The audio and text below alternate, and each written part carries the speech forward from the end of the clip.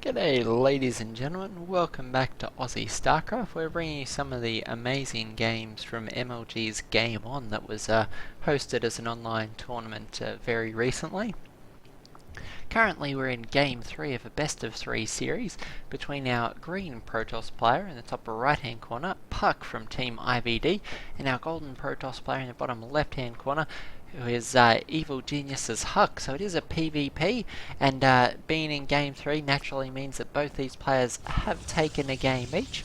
So whoever wins this game will have an opportunity to progress here at MLG's Game On, and whoever loses this game unfortunately will be the end of their trip in this tournament. So certainly some very exciting games thus far in this series. We've seen all sorts of Protoss shenanigans. We've seen some Stargate play, some Robo play. Certainly both players showcasing a lot of versatility in the matchup, and it'd be interesting to see what sort of mind games and strategies they implement here in game number 3. So obviously both these players excellent Protoss players in their own rights, with many tools at their disposals, everything from differing Blink Stalker all-ins to Robo plays. We've got Sentry Immortal pushes that we've seen.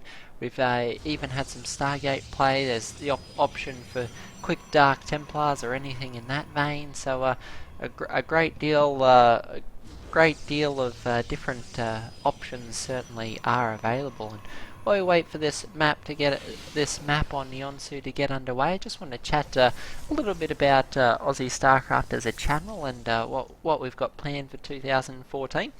During the Christmas break, we decided that we would do some things differently in 2014. Certainly we'll be going on casting all the usual Heart of the Swarm goodness, lots of 1v1 as well as some team game action where we find it, and certainly bring you as much coverage of major tournaments and that sort of thing as we can. But in addition to all those things, we decided we'd like to host some of our own events, so more details will be up momentarily, but it is our intention to run a series of progressive tournaments for players of differing skill levels, so that all of our community can get involved. So it will be progressive tournaments for differing skill levels. So anyone from a Bronze League player through to a Grandmaster could compete in the differing tournaments for a number of hopefully very awesome prizes. So always fun to play Starcraft, even funner when you can win something. So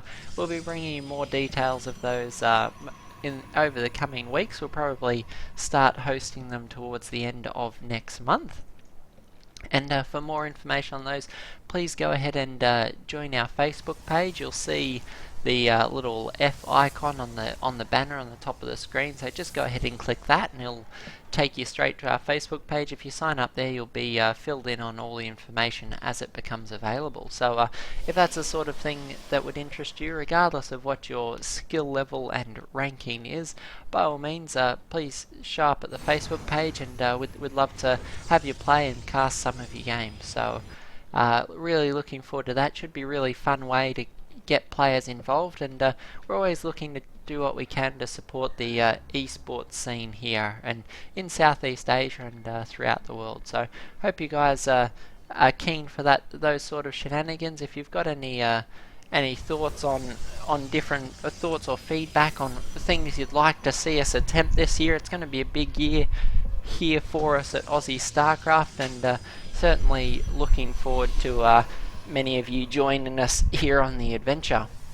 As this game gets underway, we have our first sorts of deviations in strategy. We have Twilight Council coming up now for Huk, along with a pair of gateways. First few Stalkers are in play. Blink obviously a very popular choice in the PvP matchup, very versatile, but we have Huk going for the Dark Shrine, so we'll actually be seeing some Dark Templar. We hadn't seen them thus far in the tournament. Puck instead going straight for his own Blink Stalkers, and we do have a few of those moving out. So we have 3 Blink Stalkers and the Mothership Core out in the middle of the field.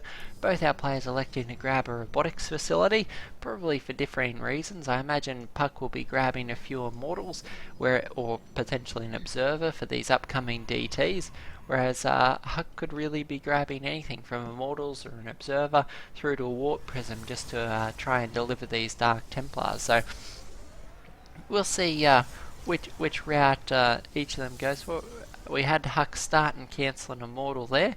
I wonder if that's a sign of things to come. We have plenty of Stalkers here for Puck. The real question is when will he get wind of what's going on. We have the first 2 Dark Templars in play here, and Puck may well have to chrono boost. Oh, looks like these Stalkers are taking damage. It won't take Puck long to work that out. Actually going to be throwing down a Time Warp to try and slow those down just a bit, chrono boosting out this Observer.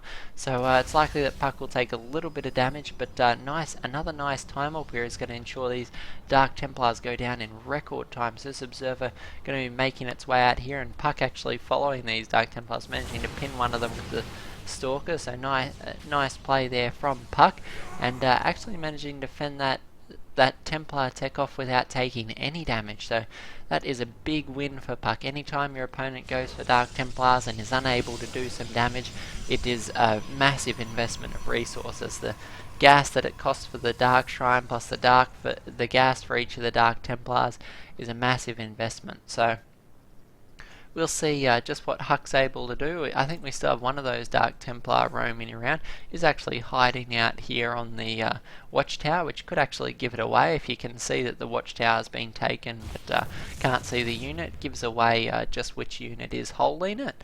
We'll see if Puck may well actually catch this DT as well. Huk actually being very careful, making sure he can fall back in time with that Dark Templar, but it looks like Puck going to be following that around. Unfortunately for Puck, the the Observer is quite slow, but you can see Puck here actually shepherding this Dark Templar, using the bulk of his Stalkers just to continue to push it in the desired direction. So I've got to say I've never seen it done quite like that before.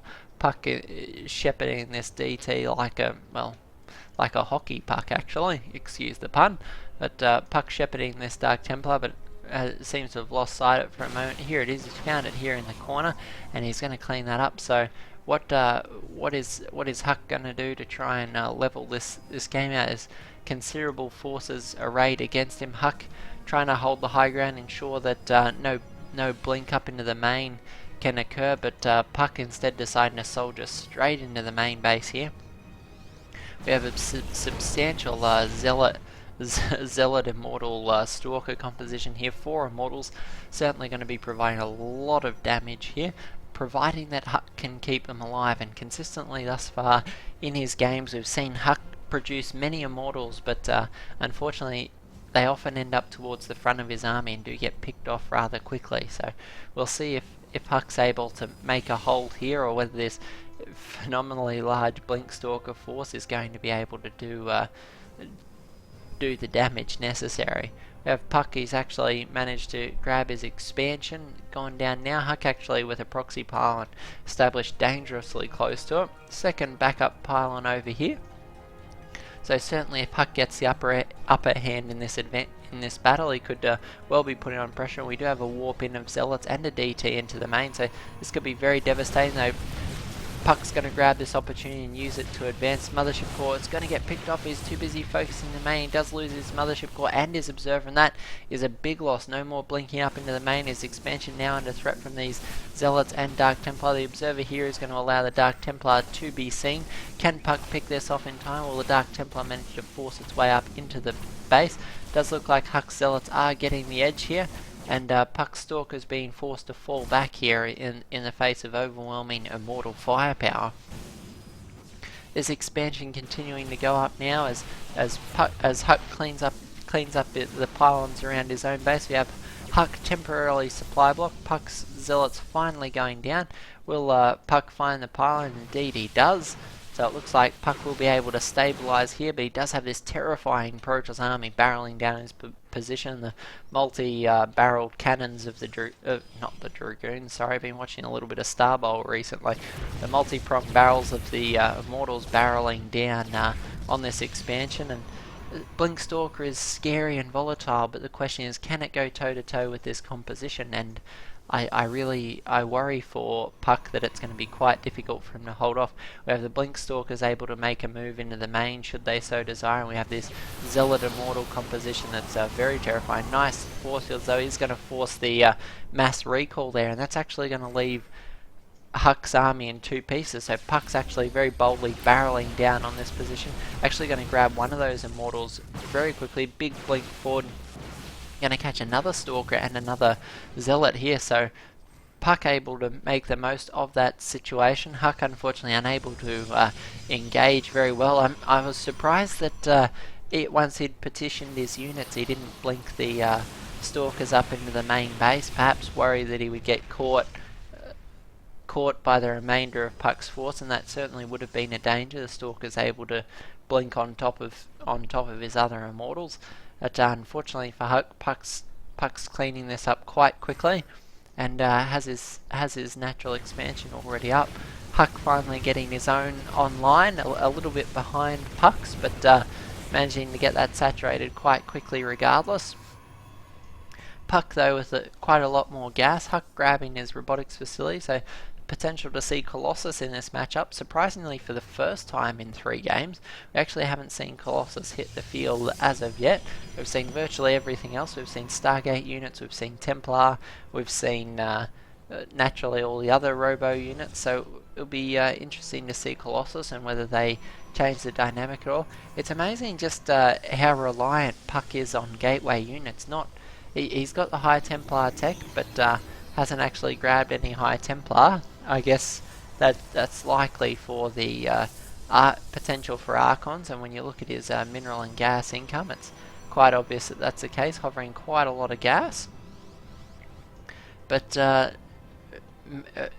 sorry, lost my train of thought for a moment there. Puck almost entirely reliant on gateway units, which is something that's almost unheard of in the PvP matchup. Almost always the player that goes for the mass gateway units suffers for it in the later stages. So we'll see how Huk handles this. First Colossus is on the field, though Puck is producing a lot of high Templar here. We can see them morph into Archons here. These will absorb a lot of fire, both from the Immortals and from the Stalkers. So nice choice, and they'll also crush any force fields to make it easier for Puck to maneuver. Though we have Puck trying to engage on this angle, he's got to be very careful. It's going to be an impressive concave for Huk, and Huk able to take the high ground advantage. I just don't know if this is the fight that Puck wants. Puck trying desperately to engage here. Archon's doing quite a lot of damage here. There's Zealots and Stalkers trying to force their way forward. Zealots making it into base contact with the Immortals, and this is key. The Immortals going down. They are the damage dealing unit for Huk, but Huk managing to just hold Puck off very by the skin of his teeth, literally, to use the expression here at the natural expansion. Photon overcharge and all of those units just to ensure that Puck couldn't soldier on and force his way into the natural. A lot of those Immortals going down. We do have one Colossus in play, a second one coming up now. It certainly will be decisive, but a big blink into the main from Puck, and Puck's going to be able to take the high ground advantage, be able to one-shot these units as they continue to blink in. Will the Colossus get picked off? Puck going for a big blink on top. The Colossus does go down. The Immortals being focus fired down now. One Immortal, two Immortal does go down. Puck trying to carefully blink away from these Zealots. Zealots managing to tank a lot of damage, but that was a massive engagement for Puck, able to pick off most of the DPS from Huk's force there. A few Dark Templars are here to try and hold the line, as the saying goes, when behind Dark Shrine. And well, we know that Huk's had it for a long time, but those Dark Templars starting to come out as one of the last bastions of defense here. Huk desperately trying to defend his 76 supply to 99, and Puck certainly has a lot more mining going on than Huk does, though not as big a difference as I expected on on first sight. This observer certainly being very useful here. Actually managing to blink around and almost picking off the Colossus. So close there, that would have been key. Colossus does go down there, and that's big pick off for Puck here. Puck now moving his way along this ridge, picking off the Zealots, actually managing to use the low ground against Huk, managing to fall back out of range of the Zealots. Got to be so careful to keep line of sight though. Observer is now in position, so no danger there. Puck is going to start doing damage to the infrastructure of Huk. He's going to pick off a gateway. That's certainly going to slow down the reinforcements. Huk is down to 3 gateways and a robotics facility. Big blink on top of the Colossus, and it does go down yet again. Puck just relentless in picking off these expensive units of Huk and managing to take that game. So 2 games to 1. Puck will proceed on to versus Cats in the final match. The winner of the Puck versus Cats match will proceed to the round of 8. Unfortunately for Huk, that will be the end of his MLG game on experience. Really sorry to see him go. We always love watching Huk play, and wish him all the best of luck. It's very early on in 2014. There are a lot of tournaments still to come, so excited to see a big year from Huk, and certainly glad to see Puck at the top of his form here. I had some great games from him, and looking forward to seeing him face off against Cats in the next series of match. So hope you guys enjoyed it as much as I did. By all means, if this is your first time here on Aussie StarCraft, please hit the link above or below the video and subscribe to the channel, and we look forward to seeing you here in the future. Thanks guys, catch you all in the next card.